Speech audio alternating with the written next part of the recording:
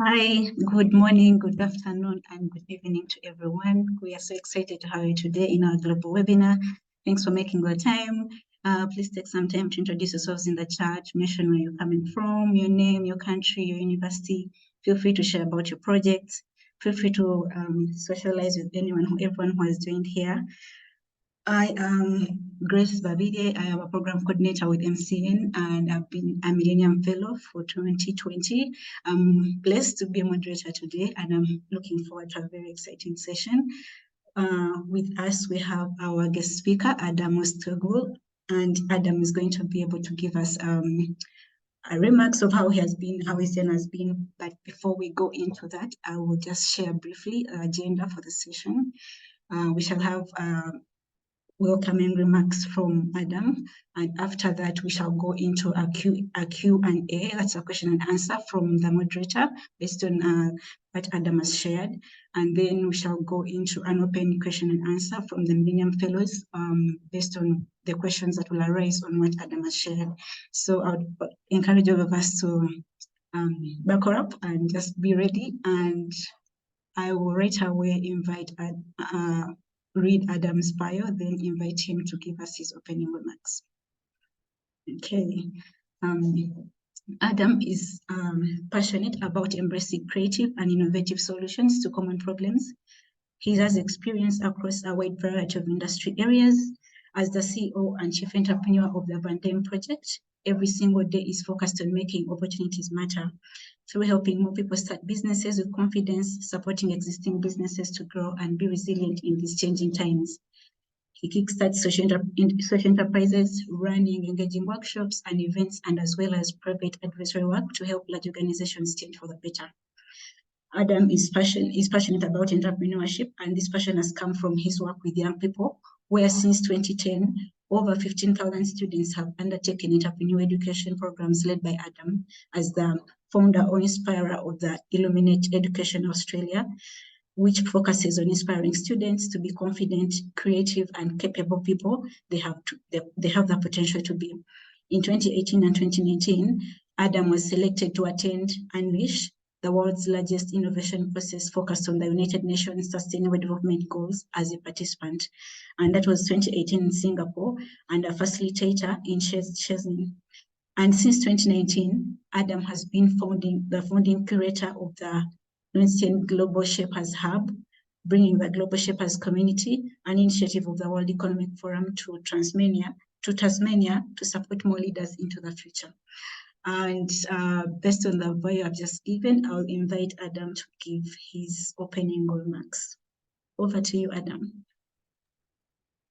Thank you so much, Grace, and it's fantastic to have you all here. I'm calling you from WA. I'm in remote Western Australia at the moment, even though my home is in Tasmania. And I do want to begin our session today by acknowledging the traditional custodians of the land of which I'm gathered on, and obviously all the lands that you are gathered on, and recognise that I know from an Australian context, we're talking 65,000 years of continuous connection to land, to sustaining culture and sustaining people. And there is still so much for us to learn from. As mentioned, my name is Adam, and I think it's an absolute privilege. And I just want to say thank you to MCN and the United Nations Academic Impact for launching this fellowship, Millennium Fellowship. It's incredible. I've learned so much learning about it, and it's so great that you are all here for this session tonight. As mentioned, I think, Grace, you did an amazing job running through my bio, so I won't sort of talk too much else about that. I did have a little bit of an outline up here. One of the other things that might have just been, it's a recent project at the moment. I'm actually running my state in Tasmania where I live. We're running the first social impact incubator. So I'm actually actively helping social enterprises start and scale. And just recently was announced in Australia's top 40 entrepreneurs for that, and a range of other things that I am involved in on a regular basis. Tonight for me, for where you are, whatever time it happens to be, I want to share with you something a little bit different, because I think we get to spend a lot of time talking about who we think we're going to be. We talk about awards, we talk about highlight reels, and I wanted to probably go to a different sort of perspective. And I really wanted to talk about this topic of leadership in reverse. I want to talk about how to be vulnerable, how to be authentic. You've all got incredible journeys that you are on already, and continuing on through a program such as such as this. And I want you to consider how to be that leader that other people learn from and follow and go along that journey with, not this big, tough, strong person at the front of a stage that does all this stuff, because I don't think they work in the same way that all of us do. So I want to sort of lean in, embrace a little bit of vulnerability, a little bit of authenticity as we go through tonight. And there'll be definitely plenty of chances for you to put some responses in the chat. Otherwise, we'll also jump into a bit of a conversation. So there's three big things that I really want to share with you in these opening remarks to sort of start our conversation tonight. So the first thing I want to talk about is tensions, because I think the problem is that we find, like, we can go through all that stuff and the amount of students I've worked with and the business that I've started, and that, like, I count that as an absolute privilege, and I am sort of really honored to be able to be in the spaces that I'm in. But I think that's probably not the things that occupy my mind every single day.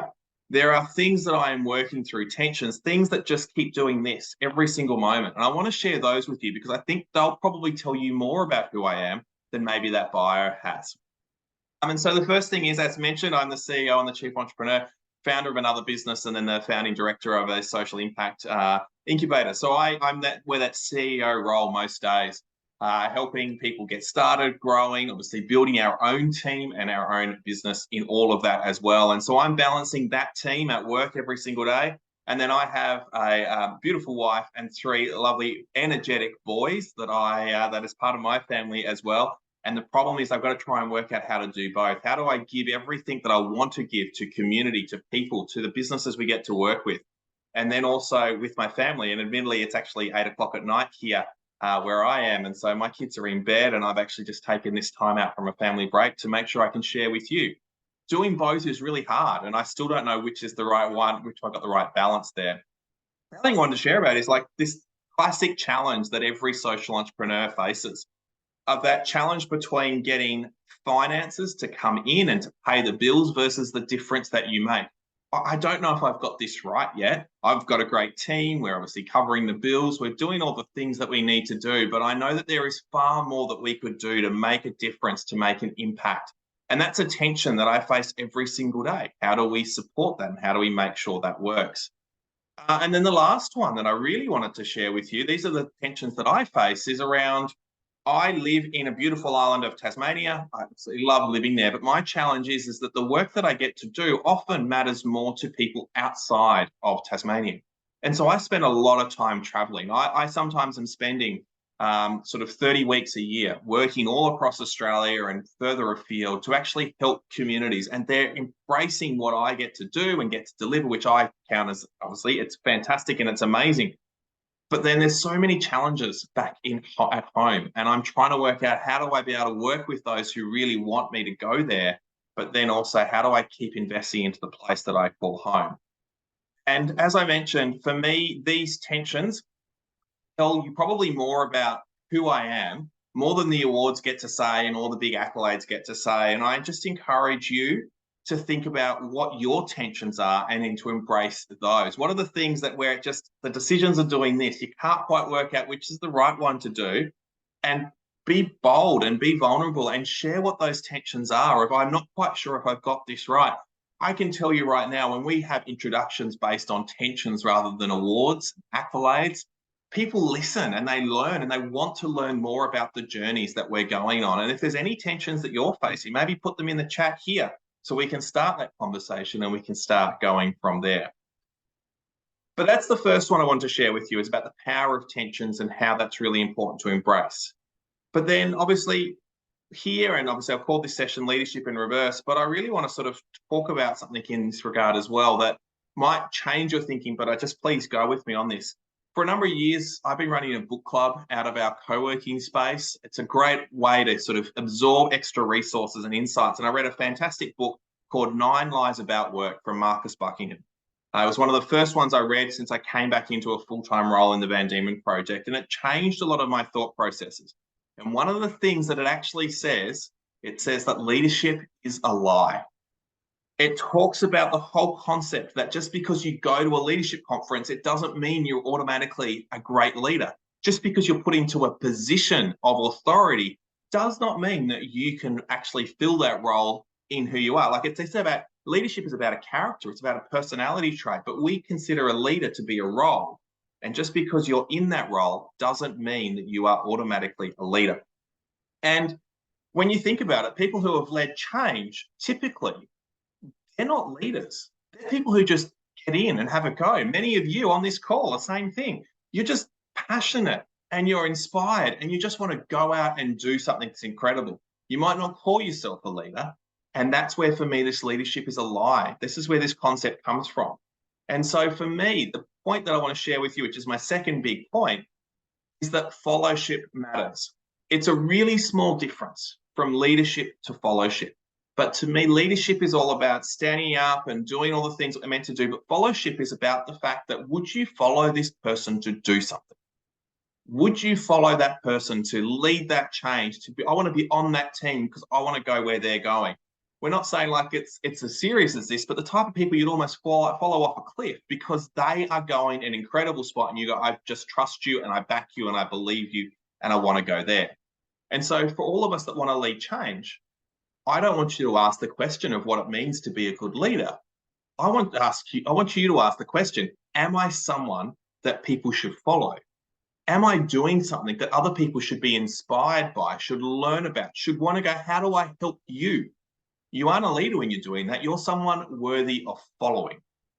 And it's really important to shift this slightly because it's not about that standing in front of the room. It's about people who earn trust, people who earn respect, people who make a difference because of what they've done, not what they say they're going to do, but what they've actually done. And for me, this type of leadership is not about the awards. This is about openness and honesty and creating connections. And those tensions that you can share with others is part of this process. And once you start to really think about what it means to be someone worthy of being followed, a really great question to encourage yourself with is around the fact that, would you follow you? Would you follow the leader, the person you are right now? Are you that inspirational person that people can jump on and follow and get excited about and be inspired by? Are you doing what needs to be done to create change? Or are you just talking about it? These are the really important questions to think about. Are you someone that you would follow? And if not, what can you do to change that? What can you do to actually be that person that others should follow and that you kind of go, yes, I'm actually on this right direction. I'm doing something really powerful. And the great part about this whole thing is that you don't actually have to be in a position of leadership. One of the best stories that I often share about is I lived in the remote West Tasmania community of Queenstown. It was about 10 years ago now, and I was really active in the community. And I get these phone calls from people who wanted to start a business in our town. And I always loved having a coffee with someone, having a chat. It was always really great. But I sort of thought I was getting a lot of these. And so I started to ask the question, how did you find out about me? Because I wasn't in a role. I was just someone living in the town that wanted to make a difference and just wanted to help. And this one person turned around and said, oh, yeah, no. We called the mayor. We called the mayor of the town, the leader of the town, and said, hey, we want to start a business in this town, and we think we should come and talk to you. And the mayor would turn around and go, oh, no, I don't know anything about this. You got to go call this Adam bloke. He's the guy who knows this stuff. And so in this position, I wasn't in a leadership role. I wasn't paid to do that. But someone else said, no, this person knows something, and you should go and meet with them, and you should go and talk to them.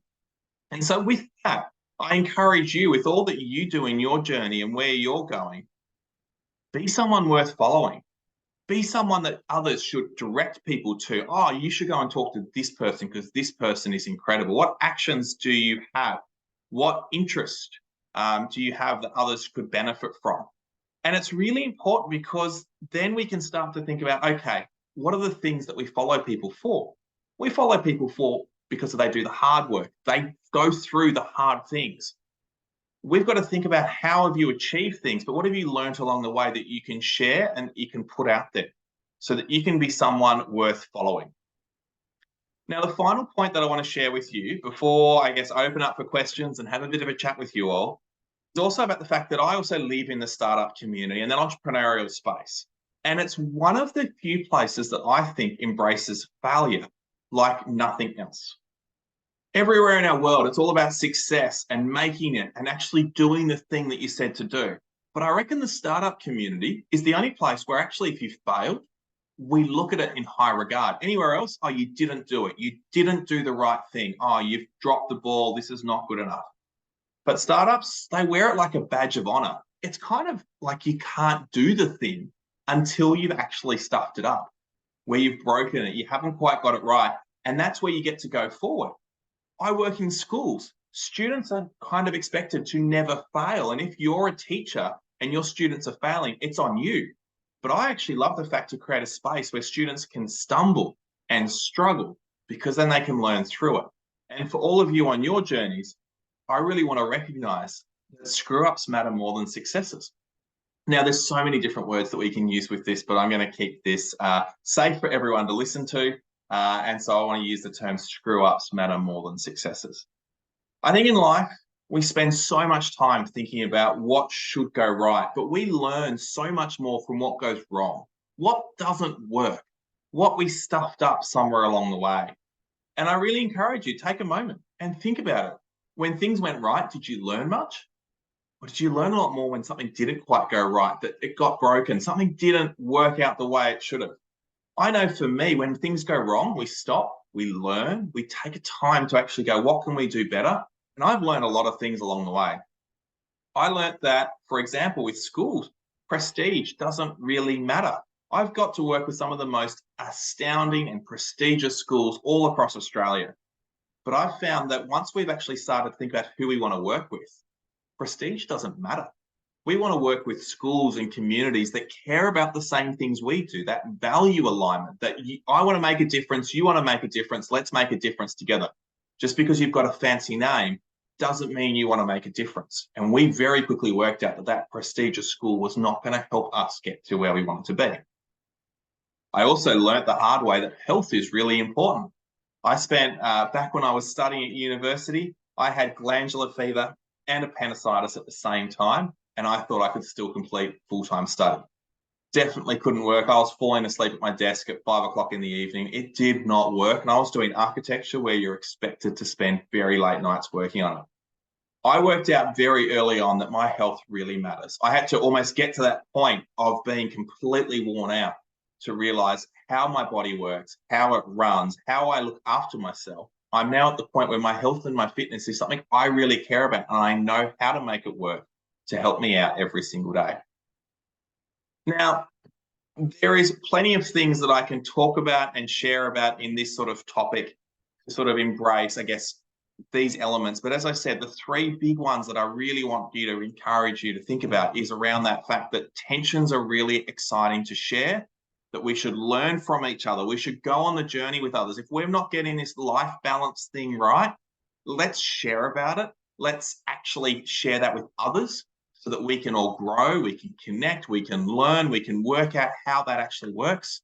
That second one of being someone worthy of being followed. Are you someone worth being followed? How do you blaze a trail that other people follow you, not because you're an established leader, but because you're doing something that is incredible and that it's something worth following? And then that final point, that screw-ups matter more than successes. What are you doing? What have you done that you can learn from and embrace? That screw-ups one is really hard to do. I've been to events where you actually introduce yourself by, oh, you wouldn't believe the time I stuffed this up.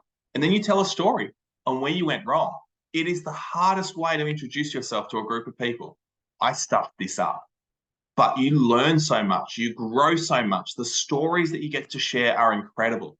And that for me is how you embrace that vulnerability and that authenticity to be everything that you are with others. As you get to go out on this incredible journey that you are going on and getting access to webinars like this and so many more, I encourage you not just to take it on for the accolades and the opportunities, but embrace the vulnerabilities, embrace the things that don't make sense, embrace the things that you're still working out, and be who you really are on this journey, because others will then learn from you. They'll listen to you, they'll understand you, and you'll inspire so many more people through that vulnerability and that authenticity that is someone worth being followed. And that are my opening remarks to start with. I'm happy to open up to questions and really happy to have a chat with you all this evening.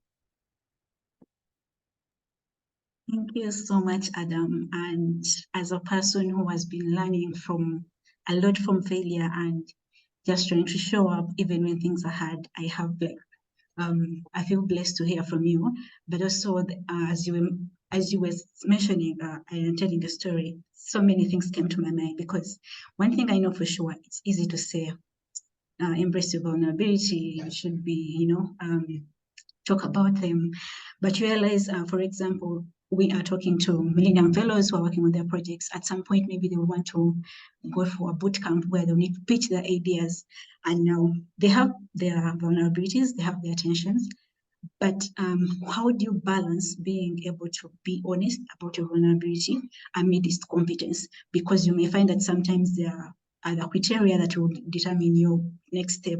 Requires you to be confident, requires to be, this competent person, but deep inside, there is this vulnerability you have, and you just want to be like, embrace it. You want to use it to be able to move to the next step. How would you make sure that you balance that scenario? Yeah, really great question. I love that. I think for me, I look at like a pitch event, and we teach pitching, and I run people through this on a regular basis.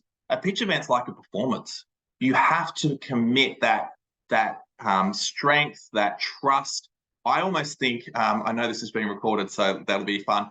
I almost think like you've almost got to be like a con artist to get a pitch across the line, because you've got to be someone that I trust completely. You can never tell the full story in a pitch. And so you've got to give people enough information to go, hey, I've done the work, but you're not going to ask me any more questions because it sounds like I've done the work. Like, it's the tips, like you do your finances down into the cents so that someone thinks, oh, you've actually calculated. Like that's a pitch. That's the performance. That's the piece that you get to put out there. And then when you get a chance to talk to someone in a networking or an environment, that's when you can be more open and more vulnerable. But if you're getting that support for your idea through a pitch process, you're not pitching for funds, but you're pitching for advice and for understandings and things like that, you've almost got to actually identify some of those vulnerabilities. Because if I want someone to come in and help me in this area, I get to do business coaching and business mentoring on a regular basis. I actually almost need you to kind of go, wait, I need you to be a little bit vulnerable to go, I need help in this area. Then I can open up and have a conversation with you and go, oh, where else can we help? And oh, wait, I think I know that this leads to this, leads to this. So I think for me, networking, encouraging, obviously being in the right space to actually lean into that conversation and see how people respond, and be open a little bit more. I just find so much better stories. The people I learn more from are the people who have those conversations. I actually ran a storytelling session last week before, for the Global Entrepreneurship Congress, and I had a person on stage with me share how they lost $100 million. That was powerful, and you could imagine how much you learn from that. So for me, I think it's that networking, those quiet spaces, obviously where you feel safe is how far you be vulnerable. I'm probably going to be more vulnerable than most because this is a space I like to live in, and you just try a little bit more. And whether it's attention, you share a screw up, or you think about how to be that person worthy of following, one of those three things will help you. But yeah, for that pitch event, 100%, it's a performance. You've got to show me that you are someone worthy of being trusted. And so that's where, for me, I put that pitch there with that tension. So hopefully that helps with that, Grace. Yes, it does. And I'm glad that you actually gave it, we should consider when and how, because if it's something based on performance, then you have to like leverage what you're best at. And when you get to know people on a deeper level or on another setting, you can now be vulnerable and get to know more about them. And what I learned is that you need to network a lot, because with entrepreneurship, networks are going to be sharing what issues they came up, what they encountered, and you can learn from them. So thank you so much for sharing about that.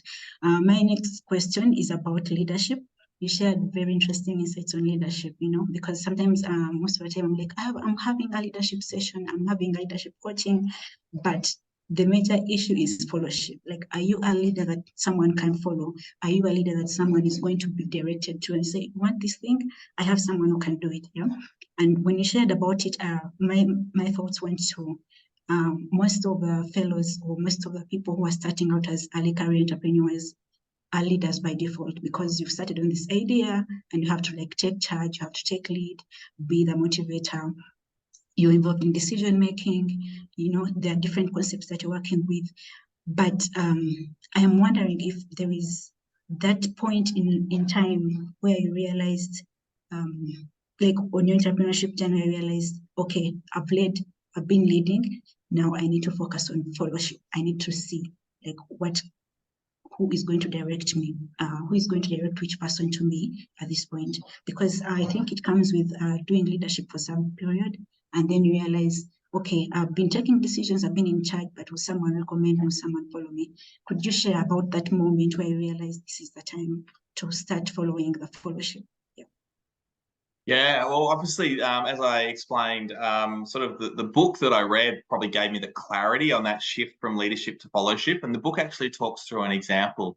And it actually talks through an example of a leader in California who would buy a new car every 6 months because you could legally drive a vehicle in California without it being registered for 6 months at a time. And this person wanted to park at the front of every single place they went to in the disabled parking zone. So they did not have a disability, but they wanted to park in that zone because it was so close, it was easy, it was convenient. And basically, if they bought a new car every 6 months, they'd never get the fines coming back to them. That's something that I make you go, wait, this sounds really bad. This sounds really wrong. That person is Steve Jobs. That's how he lived in California. Now, visionary Apple, how many people are watching this on an iPhone would sit there and go, wait a minute, how am I talking about the same person? But that's what the book explains, is that for many of us, people that we admire and look up to have flaws. And by following them, we kind of overlook them. And this is where I think our world is really interesting around. I will come back to that point, but I think the question that you've got, but I think it's really interesting because we're in a world where we tear people down at a moment's notice. And I think we tear down the leaders that just put themselves there. But a follower will back, someone that we care about, we're passionate about. I probably learned that from myself. I had an opportunity to find a mentor, and it was a fantastic person who lived on the other side of the country. I hopefully am catching up with them next week because they are in this side of the country. And so it was someone that I could just openly debrief and just go blah with. I could share all the tensions, all the things that weren't going well, but really importantly, it was my mentor, someone who is like his kids are about 5 years older than mine. And so not only is it the work stuff, but it's the family stuff. And I just think that opportunity to embrace that sort of individual and have that mentor relationship for work and for life really helped me think about things differently from a conversational perspective, how to share things. If we're all in our own work environments, people are looking for those accolades, those awards. They want to be with you because you're doing something. But when you actually get a chance to talk openly with people, that openness makes me start to think about how that fellowship works. And then I get to have a conversation with people and be a bit more open and a bit more honest. And I find that's then when you get to stretch and you get to grow. And so if I can encourage every single person on this call, get a mentor, get someone that you trust, someone that's only a couple of steps further down the path from you, that has some understanding of similar issues or has just gone and done something that you just go, wait a minute, I think you've got things to learn. I've got things to learn from. But also that opportunity of how are you learning about life from someone like that? And I think once you start to put the life space into it, you realize that you have to be someone worth following because you have to live a life as well as be in work. So that's sort of where, for me, that mentor sort of relationships when it started to change. But it's still a journey I'm on at the moment.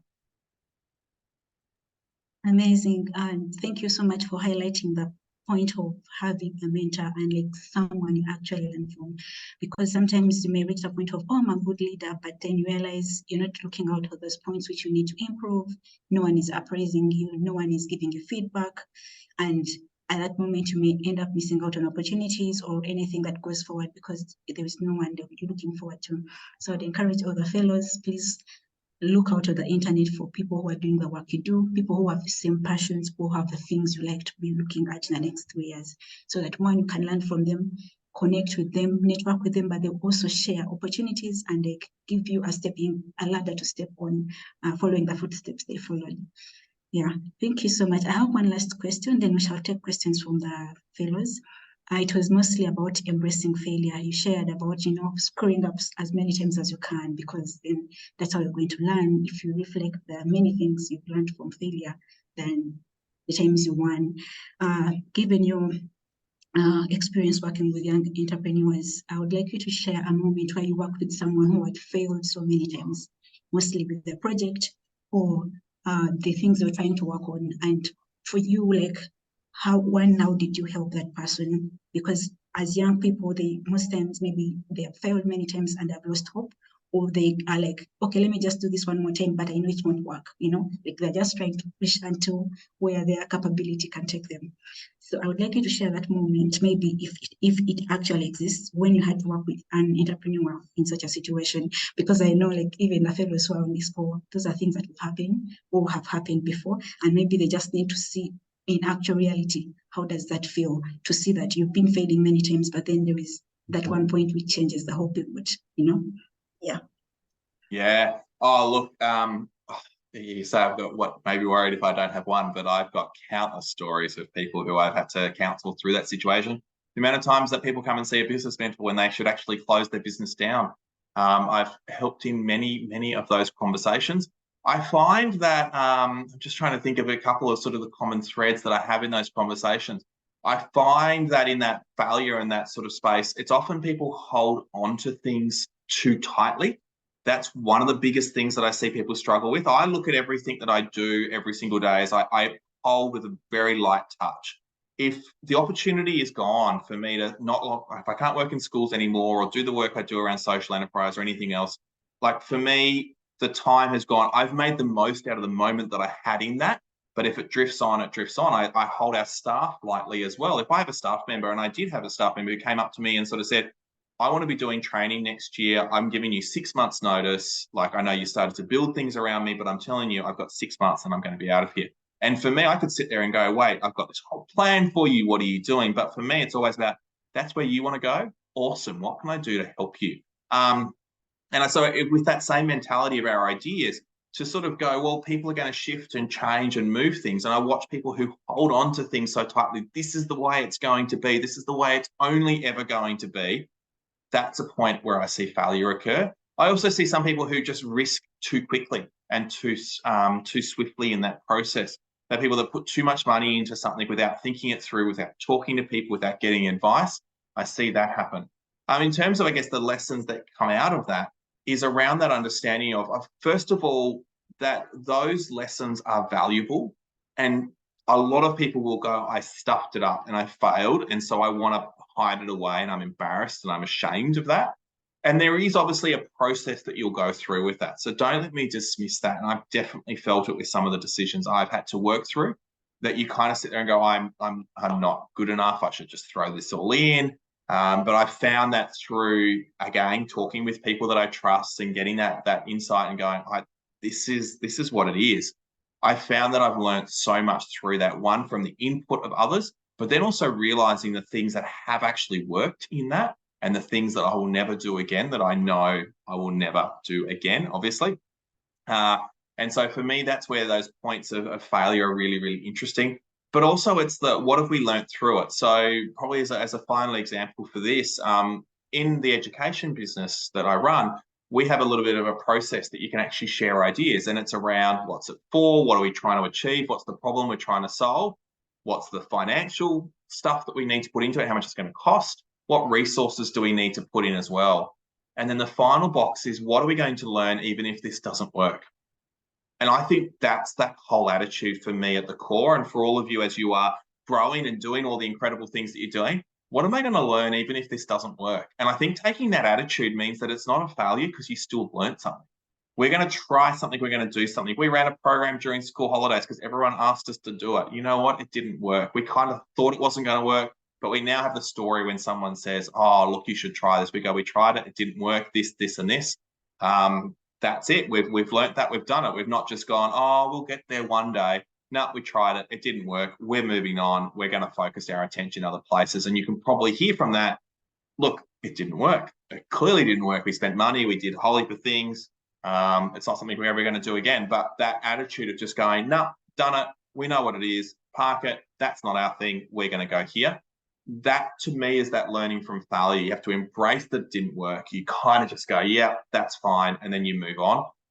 That there's a really big part in actually just going, I am learning through this. And that's really, really valuable. Wow. I must say, I've really gained a lot from just this last sharing. And one of them that stood out is taking calculative basics, because you may want to be like go-getting and, push other things, but be calculative. As much as you're ready to like risk the failure, be calculative on it, and also be flexible. if something doesn't work, it is okay. You can always try out it and the same goal, but in a different way, in a different direction. So, and also be open to what if it doesn't work. Be open to learn from what hasn't worked and move forward. Yeah. Thank you so much, Adam. I'm going to open up the floor to the fellows to ask their questions. And I'm going to start with Celine. You've been raising up your hand for a while now.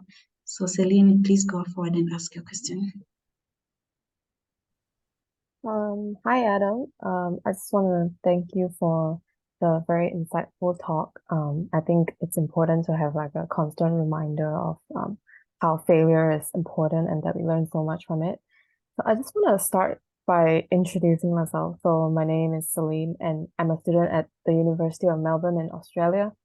And my current project is called Care for Wellbeing, and I really wanted to reach out to you because I know that you have experience across a wide variety of industry areas, and you're the perfect person to go to for advice. So the major thing about my project right now is the problem with so my project aims to solve students' mental health challenges at university because there have been multiple complaints for students about how inaccessible the free counseling services is in my uni.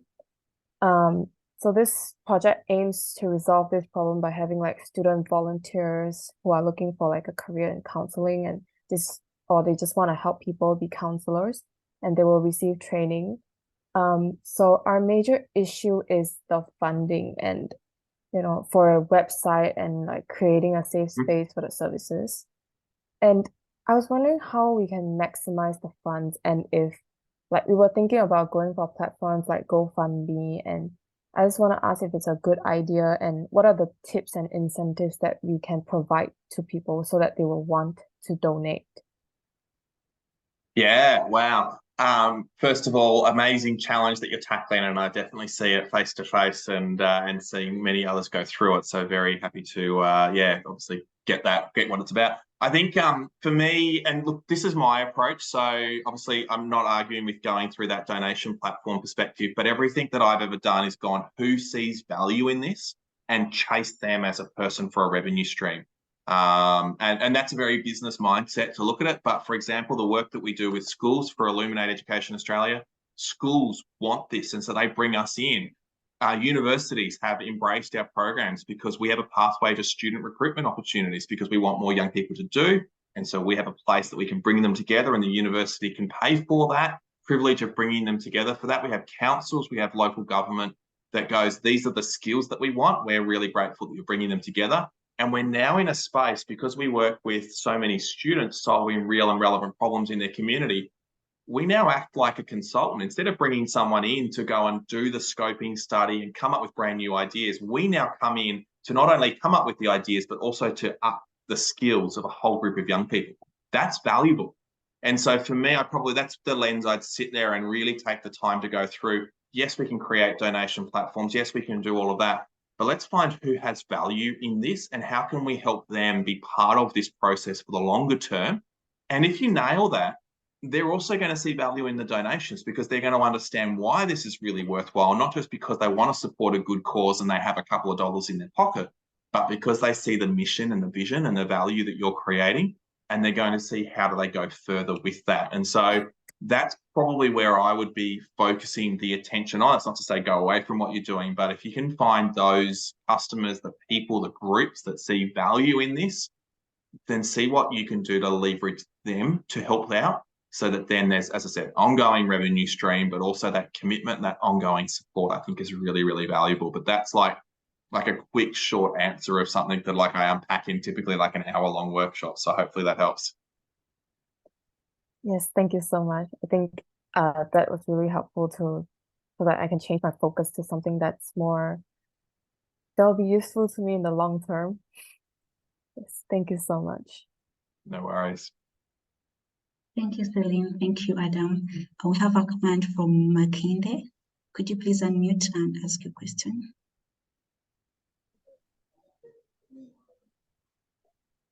Okay. Good day, everyone.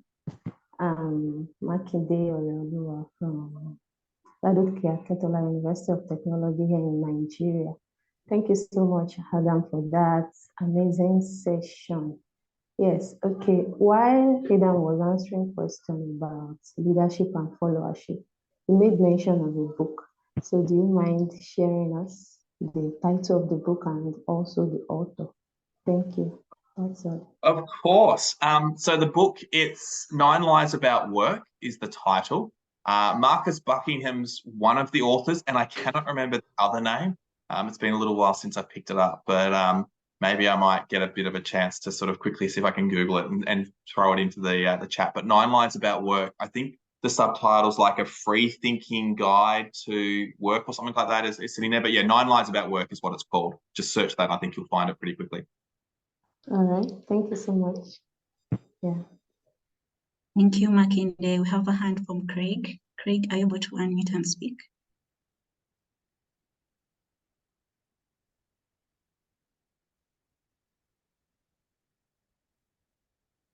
Craig Choto, yeah.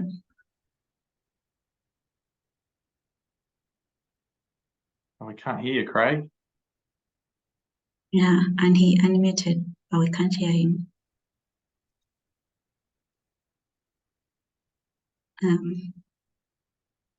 Craig, are you able to unmute? Okay, I see he has muted himself.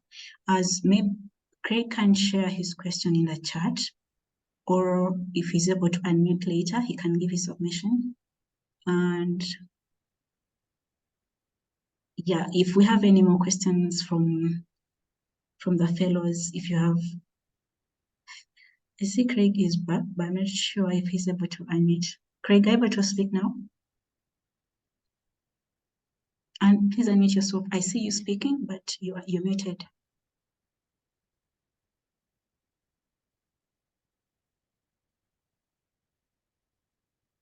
Okay, I think he's still, yes, James, I see your hand is up. Yeah, thank you so much, Jason. Thank you, Adam. This has been such a powerful session. Now, I think I've resonated with each and everything you said from the beginning. Just had a question that and I can throw in as you perhaps wait for a few more questions from fellows. And it's a question that has sort of two sides. So when you think about followership, you know, the idea there is to follow people that you trust. So when you think about trust, my question is what matters to you more, what should matter to us more? Is it that I deeply trust your character and personality and therefore I will follow you, or that I trust your skill and ability and therefore I will follow you?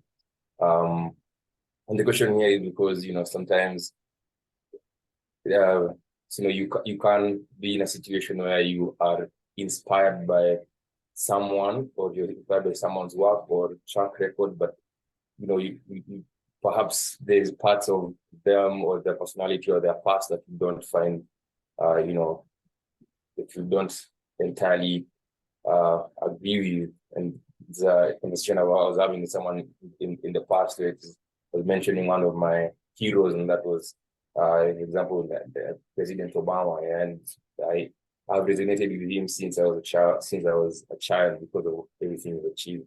But there's people who do not like certain things that he did as president. So it's polarizing in that sense, because there's people who trust him because of what he did. It's people who don't trust him because they think his character was not the best president. And the inverse of this question, which then points back to ourselves, when, you know, we develop ourselves and our leadership, you know, how we ensure that we demand a lot from ourselves, but we also allow ourselves to be less than perfect. You know, realizing that, you know, you can't, it's sort of, your cup can't always be full and you can't always be spectacular, but you can still be a good leader because you are good at what you do and because you work every day to be the best version of the people. So I know the second one was not really a question, but just sort of mention to maybe contextualize what I'm trying to say here. No, thank you for that, James. I think really, with obviously with that context and information, I think for me the biggest thing, it comes down to character.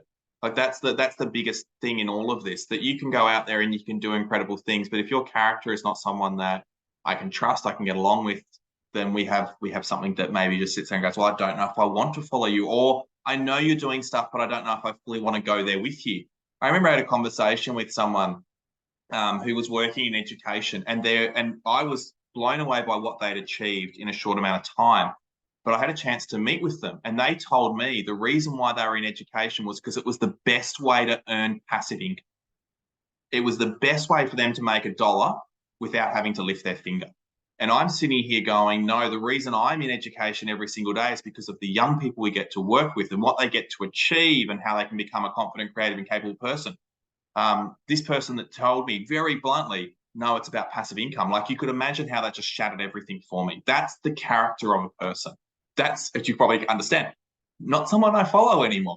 And I think those are the elements that we have to recognize. And this is what we have to think about, is that when we have to make that decision, and many of us will have these decisions, your character will shine through.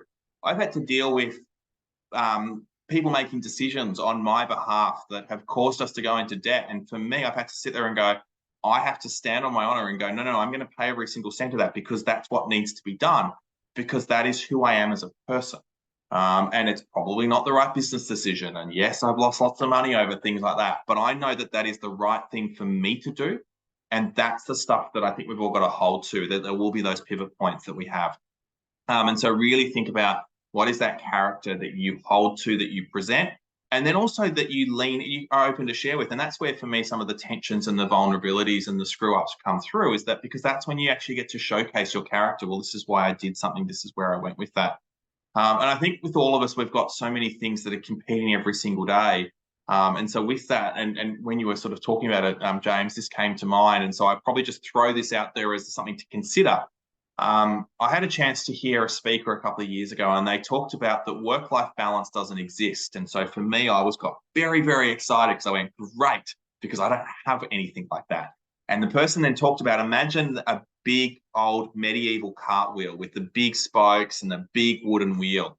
And the most important spoke at any single one point in time is the one between the axle and the ground, because that is the one that at that point in time is holding everything up. That is the one that if it broke, the whole thing would fall apart. And then as the cart moves, it comes to the next spoke and the next spoke. And so for me, that and what it's talking about is actually what we focus on in the moment. Like, I'm here with you. I'm in a separate space. This is where I'm at. I'll finish this call. I'll go and sit down with my wife and her family, who I'm on holiday with, and I'll be present with them. But I can't do both at the same time.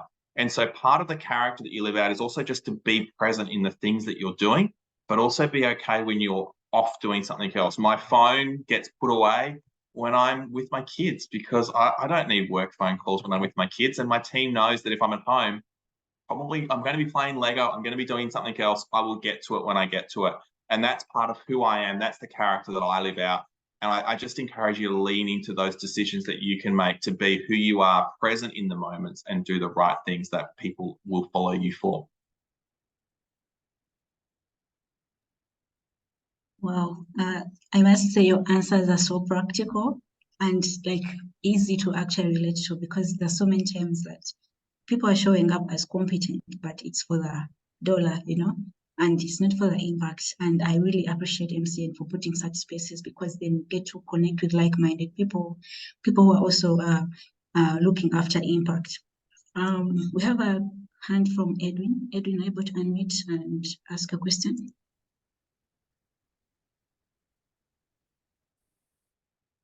Thank you, Adam. It's not really a question, but I just wanted to ask Adam. He shared about trying to balance his personal life with his professional life, and he was having a tough time trying to find the balance between making time for his family as well as his business and all that. So if there is one advice he could give to young people, what would it be? Thank you. Such a great question, Edwin. I think that element about focus is the biggest one. I think I love that whole thought process that, like, we aren't multitaskers, so don't do it. And our phones mean that we think we can. Be present every single moment that you're in. Be part of whatever you're in. Like, as I said, like, I'll go for a walk with my kids in the morning, and that's where I'll be. in that moment, and I'm present and I'm there. Everything that you can do, turn up and be part of something. It's so easy. And I'm sure, look, many of us, and this is not like that sort of, please don't take this as a criticism, but like I know how many webinars I join on and I go, look, maybe I'll listen to it, maybe I won't, I'll get some emails done. Just whatever you're doing in life, just tune into what you're doing, be present in what you're doing, make the most out of that time. You're 100% focused. You'll either get so much out of it or you'll be able to give so much in that process. That would be the biggest thing that I would encourage. And then that's where for me, that's where for me is part of that balance is that I can be 100% with my family when I'm there, 100% at work when I'm at work. I can't work from home. I'm not capable of doing that. I need a separate zone, but that's how I can create that focus. Just be present in the things that you're in your impact projects and everything else that you're doing. Give it your all when you're there, and then also find that way to switch off, to be able to turn out of that process, whether it's going for a walk, whether it's finding something else to do. I will sort of say this as probably the honesty and the openness that Grace, you've just commented on the practical stuff.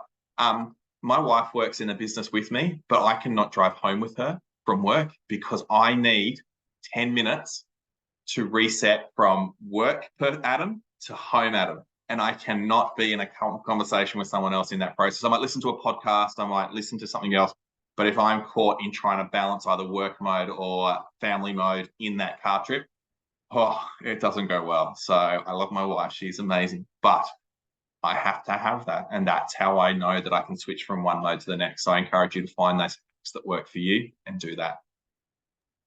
Wow. I must say, you've been very vulnerable with us today. And it also speaks to the message you're going to put across.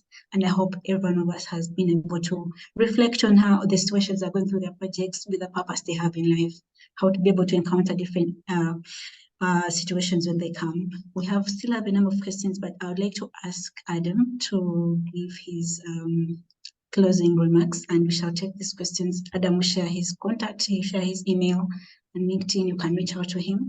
And it's okay to reach out to him immediately because he'll now remember being our webinar and these questions are coming through. But over to you, Adam, to give your closing remarks to the fellows. Thank you for that, Grace. And I appreciate the time just to wrap up a few things. I think you probably very much worked out that I'm practical and I just want to give valuable things that are helpful. And so please obviously stay here as I give you the final point that I want to share with you.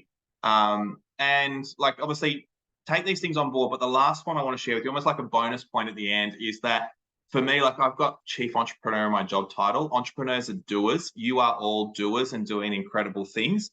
And so the biggest thing that I probably challenge you in this whole process is to not wait. I had the opportunity to see Mark Randolph, the co-founder and first CEO of Netflix, speak. And he talks about, this is his whole motto, is don't wait for perfect. For all the things that we're talking about, all the things that we're doing, try and do good enough. The Netflix story is, we've all probably heard the fact they posted DVDs through the mail. But no, when Mark talks about it, he talks about the fact that actually they tried to post VHS tapes through the mail, and that did not work. But they still tried it and they had to go. They realized it didn't work. They went to the next iteration. That worked. That was good enough. And that built from there. And so I just encourage you with all of this, as we talk about the tensions, the screw-ups, the follow-ships, I encourage you to not wait until you have gotten everything perfect. Don't wait for that. We're not perfect, first of all. We're just us. And so as we start to go on this journey and start to move out from content like this and so many other webinars, I just encourage you to think about, how do you not wait for perfect, but you just do good enough and you try things and you learn things. You'll get things wrong. We all get things wrong. That's kind of a uniting thing amongst all of us. But those screw-ups will matter more than the successes. As you share about them, you will be someone worth following. And as you are still working things out, those tensions are really, really valuable. So please, obviously, just in whatever you do, embrace that vulnerability. I encourage you to share that out with others as well. To be the person that you actually are, not this fake, fictitious facade that people don't get. Be honest with people, share your tensions, share your vulnerabilities, recognize that we're not looking for just leaders, but we're looking for people that are worthy following. And so with that, as mentioned, I'm going to put my LinkedIn profile there on the screen. I feel like we should probably drop it into the chat as well. So you can find me I have the privilege of being the only Adam Mostogl in the world. So it's very easy to find it as long as you get the spelling right. So that is me on LinkedIn. Please reach out, say hello. Happy to answer questions. As mentioned, I am on holiday at the moment, so I will drop in and out of sending messages. But I love to keep these conversations going because I'm just inspired by what you are all doing as Millennium Fellows and what you're all creating. This is something I love to share about and love to support with. And I hope that from tonight, from this session, you'll be a little bit more vulnerable, a little bit more authentic, a little bit more real as you go on this journey. So good luck. Oh my God. Thank you so much, Adam. And please do reach out. He has shared his LinkedIn on the screen. Just copy it right now, connect with Adam on LinkedIn. You can reach out. He will be able to take some time and respond. May not be immediately, but he would love to have these conversations following. Thank you so much, Adam, for your time. We really don't take it for granted. Thank you for sparing such a memorable speech and presentation for the fellows, and we hope to connect more even going forward. And thank you all the fellows who made time. Wish you all a great rest of your evening, morning, afternoon. I'd like to just announce that there are 2 upcoming webinars. One will be on Thursday with Ramu, and there will be another webinar next Tuesday with Nikhil Tanija. Please look out on your emails for an announcement, and be sure to always show up and not miss out on this very, very insightful communications. Thank you all. I wish you a great rest of your day.